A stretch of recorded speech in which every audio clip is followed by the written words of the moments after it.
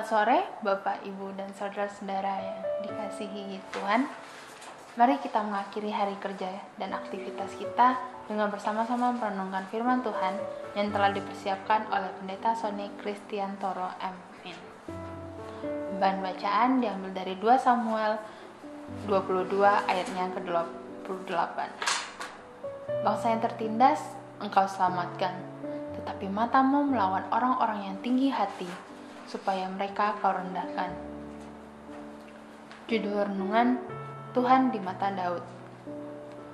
Penindasan kepada cukup banyak bangsa di dunia pada masa lalu tidak lepas dari alasan 3G, glory, gold, dan gospel, yang tidak hanya sekedar membuat terjadinya monopoli perdagangan dan ekonomi oleh bangsa yang kuat seperti Spanyol, Portugis, Belanda, Inggris, dan Jepang, tetapi juga penindasan secara politik, sosial, dan budaya terhadap bangsa yang dijajahnya.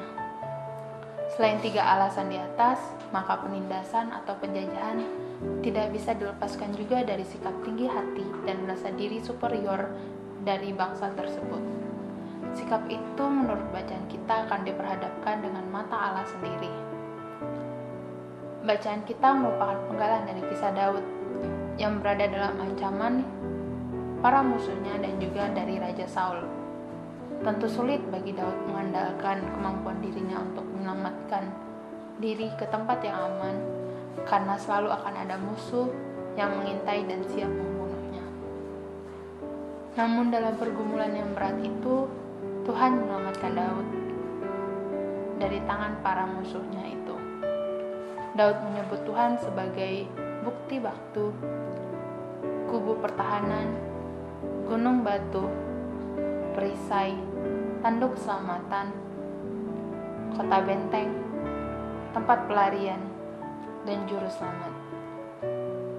Penyebutan yang begitu lengkap sesungguhnya menunjukkan bahwa betapa berat perjuangan Daud menghadapi musuh-musuhnya yang diungkapkan dengan istilah gelora maut, banjir jahanam, tali-tali dunia orang mati, dan perangkap maut. Ungkapan itu menunjukkan bahwa bagi Daud pada saat itu Tuhan adalah pelindung dan penyelamat. Daud menggambarkan Allah sebagai gembala pada bahan bacaan Alkitab Mazmur 23. Semakin banyak pergumulan dan masalah yang dihadapi manusia dan bangsa akan membuat pemahaman mereka terhadap dan tentang Tuhan menjadi semakin kaya, sekaligus juga unik. Bagaimana dengan kita dan bangsa kita? Kalau kita memahami Tuhan sebagai Sang Pemberi berkat atau Sang Tabib Agung, mungkin orang melihat bahwa kita sedang dan terus bergumul dengan persoalan berkat atau sakit. Bangsa Indonesia yang sebelumnya sering disebut sebagai Nusantara pernah mengalami penjajahan sekian lama dan kemudian menghayati bahwa Tuhan adalah Sang Pemberi rahmat yang membebaskan bangsa Indonesia dari penjajahan melalui jasa para pahlawan. Untuk itu, sebagai Civitas Akademika, selain bersyukur, kita juga perlu bangkit, bekerja, dan belajar lebih keras. Tidak mudah putus asa, sehingga kesuksesan dapat kita raih di masa kini dan mendatang.